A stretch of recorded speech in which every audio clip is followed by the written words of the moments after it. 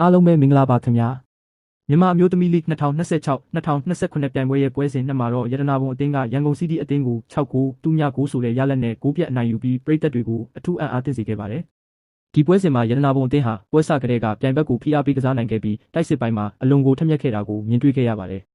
အထူးသဖြင့်မြန်မာကိုသွင်းဆက်ကြီးဝင်းသိန်ကြီးထွန်းဟာ15မိနစ်52မိနစ်နဲ့90မိနစ်တွေမှာအမှုပညာမြောက်တဲ့တွင်းဂိုးတွေနဲ့အတူဟက်ထရစ်ကိုစံချိန်တင်သွင်းယူပြခဲ့တယ်လို့ပွဲစဉ်ရဲ့အကောင်းဆုံးကစားသမားဆုကိုလည်းထိုက်ထိုက်တန်တန်ရရှိသွားခဲ့တာဖြစ်ပါတယ်။သူမနဲ့အတူဖိလစ်ပိုင်နိုင်ငံသူကစားသမားမာရီယာကလည်း16မိနစ်နဲ့90မိနစ်တွေမှာ2ဂိုးသွင်းယူပြီးအသင်းရဲ့တိုက်စစ်ကိုပိုမိုအားကောင်းလာစေခဲ့တယ်လို့ပင်မြင့်ရန်ကလည်း83မိနစ်မှာ2ဂိုးထပ်မံသွင်းယူပေးခဲ့ပါတယ်။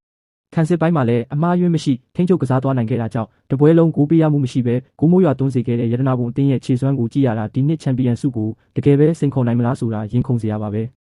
နောက်ဆုံးမှာတော့ဒီနေ့ပွဲစဉ်ကိုကွင်းထဲအထိကိုယ်တိုင်လာရောက်အားပေးခဲ့ကြသူတွေနဲ့အွန်လိုင်းကနေတခဲနက်အားပေးဝန်းရံခဲ့ကြတဲ့ပရိသတ်ကြီးအားလုံးကိုရတနာပုံမိသားစုကအထူးကျေးဇူးတင်ရှိပါတယ်ကျွန်တော်တို့ရဲ့ channel ကိုလည်း like နဲ့ subscribe လုပ်ထားပေးဖို့မမေ့ပါနဲ့ဦးခင်ဗျာ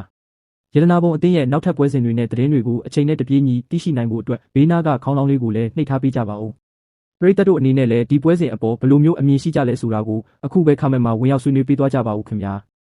အားလုံးပဲနောက်ဗီဒီယိုမှာပြန်ဆုံတွေ့ကြပါမယ်